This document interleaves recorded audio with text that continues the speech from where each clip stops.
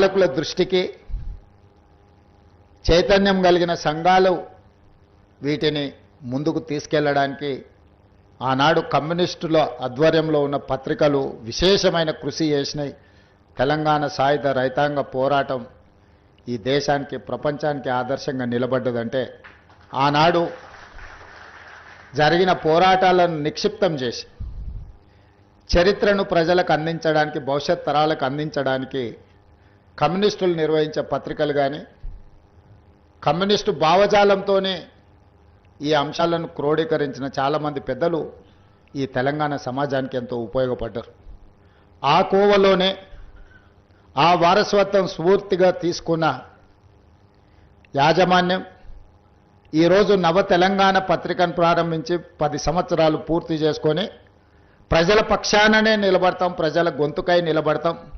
పాలకులు ఎవరైనా సరే మేము ప్రతిపక్ష పాత్రనే, ప్రజల పక్షాన పాత్రనే వహిస్తామని చెప్పి ఈరోజు నవ తెలంగాణ యాజమాన్యం కావచ్చు, ఇందులో పనిచేసే పాత్రికేయ మిత్రులు కావచ్చు, ఒక కమిట్మెంట్తోని ఈరోజు పనిచేస్తున్నందుకు వాళ్ళని మనస్ఫూర్తిగా నేను అభినందిస్తున్నా.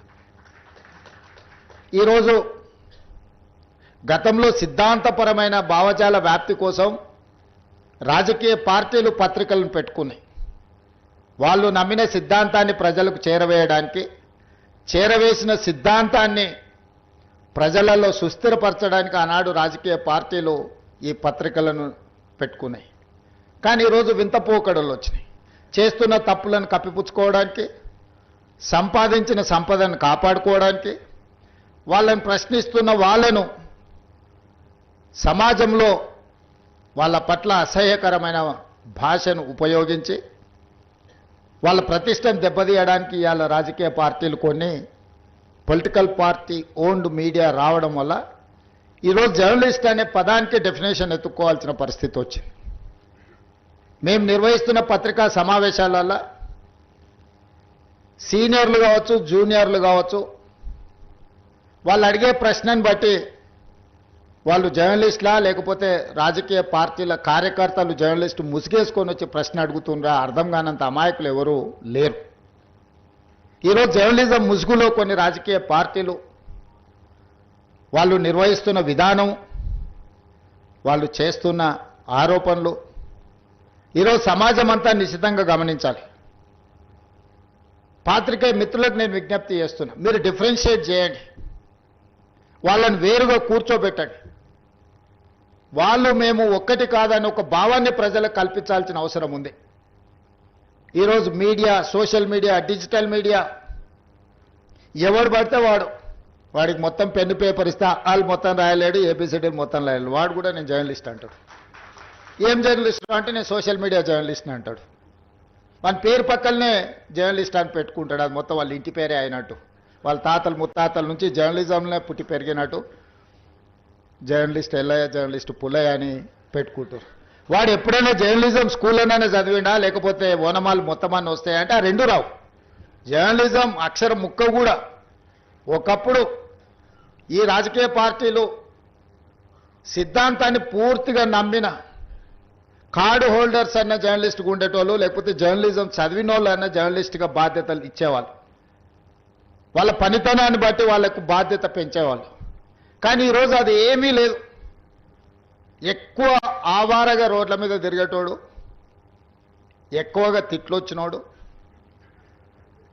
ఏదంటే అది మాట్లాడేటోడే ఈరోజు జర్నలిస్ట్ అనే ముసుగు తోడుకొని సోషల్ మీడియాలో అందరి పట్ల అసహ్యకరమైన భాషను ఉపయోగించే పరిస్థితులు వచ్చినాయి.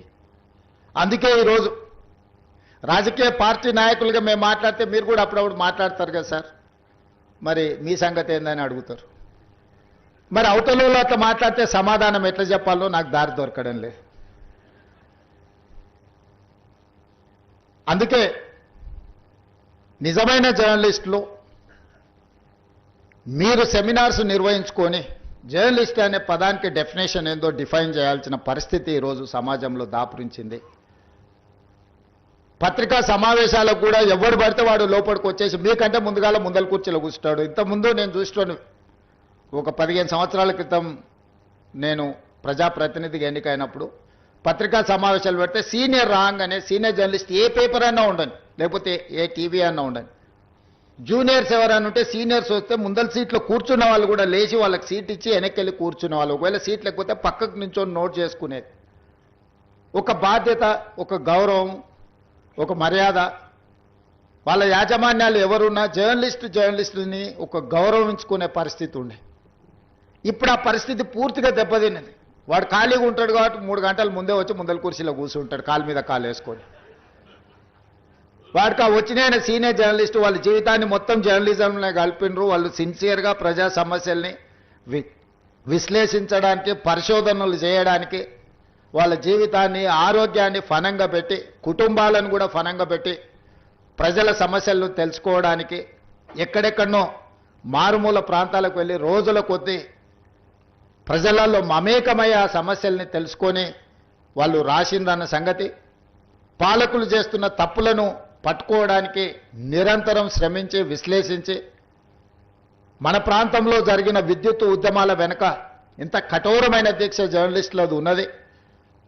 సరళీకృత విధానాలు వచ్చినప్పుడు ఆ సరళీకృత విధానాలు దేశ సంపదను పెట్టుబడిదారులు ఏ విధంగా కొల్లగొడతారని ఆనాడు విశ్లేషించిన జర్నలిస్టులకు ఈరోజు వచ్చినోనికి వాళ్ళ గురించి ఓనమాలు కూడా తెలియని పరిస్థితి. వాళ్ళు వస్తే కనీసం కూర్చోమని చెప్పాల్సిన కనీస మర్యాద పాటించాలన్న ఇంగిత జ్ఞానం కూడా కోల్పోయిన వాళ్ళు ఈరోజు వచ్చి మేము పత్రికా సమావేశాలు పెట్టినప్పుడు ముందల వరుసలు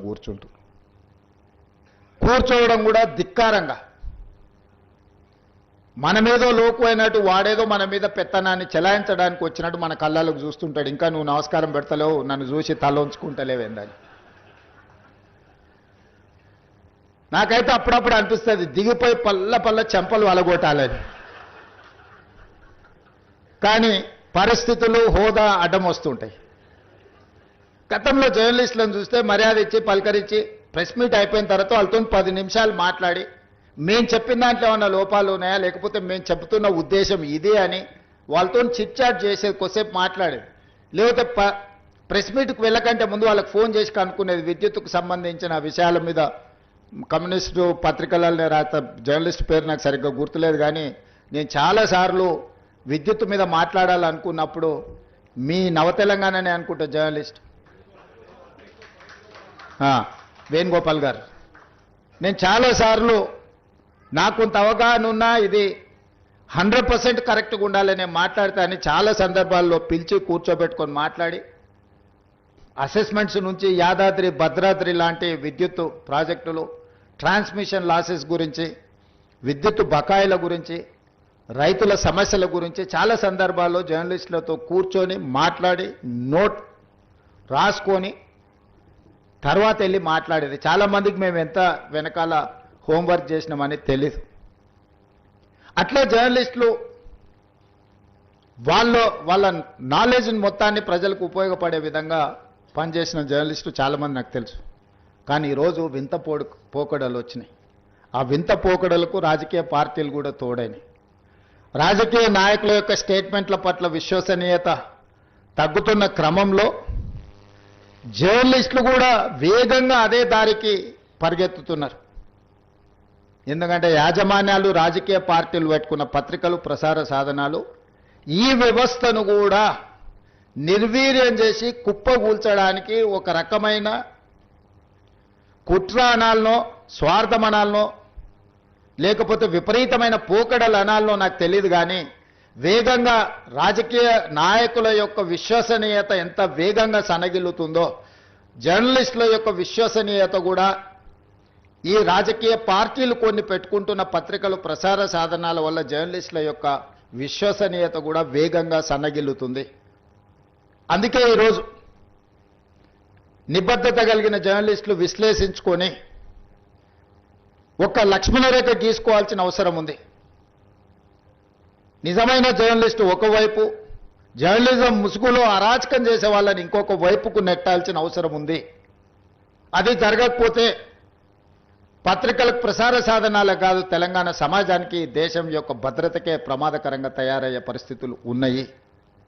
నిన్న మొన్న కొంతమంది సోషల్ మీడియా ప్లాట్ఫామ్లో పనిచేసే వాళ్ళు పాకిస్తాన్ ఐఎస్ఐ ఏజెంట్లుగా పనిచేస్తున్నారని చెప్పి ఆపరేషన్ సింధూర్ సందర్భంగా కొంతమందిని అరెస్టులు చేసే పరిస్థితి వచ్చింది. ఏ ముసుగు తోడుకొని ఎలాంటి కార్యక్రమాలు చేస్తున్నారో ఈరోజు మనం అర్థం చేసుకొని ముందుకు వెళ్ళాల్సిన పరిస్థితి ఉన్నది. అందుకే మిత్రులారా, ముందు నుంచే నాకు పాత్రికేయ మిత్రులన్నా, వాళ్ళు విశ్లేషణలన్నా, లేకపోతే వాళ్ళు రాస్తున్న వార్తా కథనాలలో సమాచారాన్ని నేను ఎప్పుడు నిశితంగా గమనిస్తుంటా. అది మాకు కూడా ఒక నాలెడ్జ్. అన్ని పుస్తకాలు ఏ పుస్తకంలో ఏముందో తెలుసుకోవడమే ఒక పని, అందులో ఏ పేజీలు ఏముందో చదువుకోవడం అని ఇంకా కష్టమైన పని. కానీ సీనియర్ జర్నలిస్టులు, సిన్సియర్ జర్నలిస్టులు ఆ విశ్లేషణ చేసి క్రోడీకరించి ఒక దగ్గరికి తీసుకొచ్చి ఒక ఆర్టికల్ రాస్తే అది మనకు పెద్ద ఎత్తున ప్రభుత్వ పరిపాలనలో ఉపయోగపడుతుంది. సామాజిక స్థితిగతులను లేవనెత్తడమే కాదు, ప్రభుత్వం తీసుకొస్తున్న సంక్షేమ పథకాల అమలులో జరుగుతున్న నిర్లక్ష్యం కావచ్చు, లేకపోతే జరుగుతున్న తప్పిదాలు కావచ్చు, విశ్లేషించి రాసినప్పుడు వాటిని నియంత్రిస్తే మన గౌరవమే పెరుగుతుంది, పరిపాలన మీద పట్టు మనకు వస్తుంది. పరిపాలన మీద పట్టు సాధించాలంటే విశ్లేషణాత్మకమైన ఆర్టికల్స్ను కానీ, సమస్యల్ని లేవనైతే పత్రికలను చదివితే మనల్ని మనం సరిదిద్దుకోవడానికి ఉపయోగపడుతుందని నేను బలంగా నమ్ముతాను. అందుకే ప్రజల్ని ఈ మధ్య గతంలో నిర్బంధాలు ఉండేవి. ఈ మధ్య మా మిత్రుడు జాన్ వెస్లీ గారు చాలా ధర్నాలు కార్యక్రమాలలో వెళ్తున్నారు. ఎక్కడ కూడా పోలీసులు వారిని అడ్డుకున్న పరిస్థితులు అయితే లేవని నేను అనుకుంటున్నాను. నేను క్లియర్గా చెప్పిన, అన్నీ గమనిస్తూనే ఉన్నాను. నేనేం అందుకే చెప్తున్నా, వారు ఒకవేళ అట్లా అనుకుంటారేమో అని, అందుకే చాలా క్లారిటీగా చెప్తున్నా.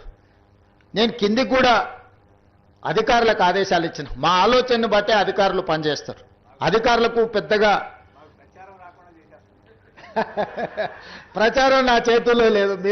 మీరు చేసే కార్యక్రమాలకు వెసులుబాటు కల్పించడం ముఖ్యమంత్రిగా నా చేతిలో ఉంది. కానీ ప్రచారం అనేది ఇక మిగతా పెట్టుబడులతో కూడుకున్న వ్యాపార సంస్థలు వ్యాపార ప్రయోజనాలను దృష్టిలో పెట్టుకొని వాళ్ళు ప్రచారం కల్పిస్తున్నారు. కాకపోతే నా వరకు నేను కమ్యూనిస్టు సోదరులను ఉప్పుతో పోలుస్తా.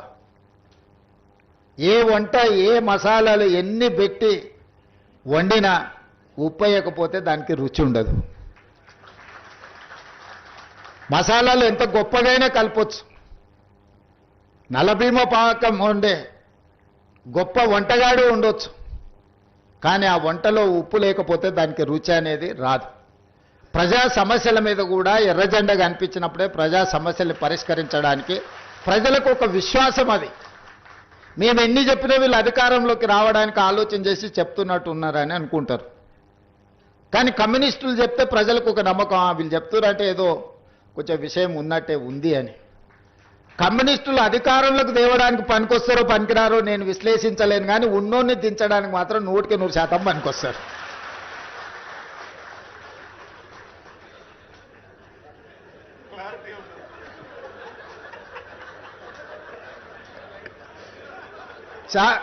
వేదిక మీద ఉన్న నాయకులకు నేను చెప్పిన విశ్లేషణ నచ్చకపోవచ్చు, కానీ నా భావాన్ని కూడా ఇక్కడైనా చెప్పకపోతే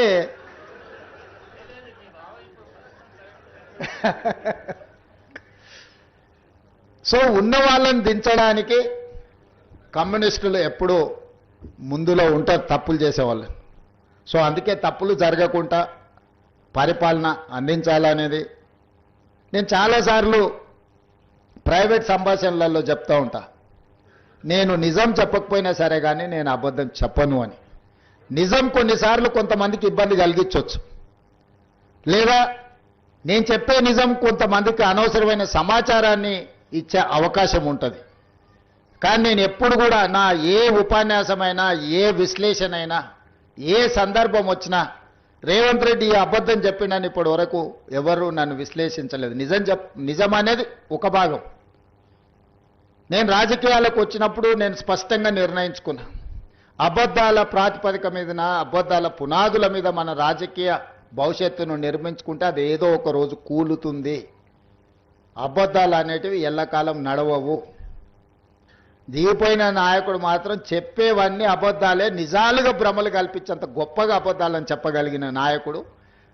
అందుకే కమ్యూనిస్టులను కూడా మొత్తం నాదే బాధ్యత పత్రిక నడిపించేది, అసలు మీరు ఏం చేయాల్సిన పర్లేదు మొత్తం నేను చూసుకుంటా అని చెప్పాడు. అట్లా చెప్పిండంటేనే అనుమానించాలి. ఏంటంటే బాగా నమ్మిస్తే మోసం చేయడం అల్కగా అవుతుంది. నమ్మకం అనేది లేకుంటే మోసం అనేదే ఉండదు. నువ్వు ఎప్పుడైతే నమ్ముతావో నమ్మకాన్ని నీడలాగానే మోసము దాని ఎంబడే ఉంటుంది.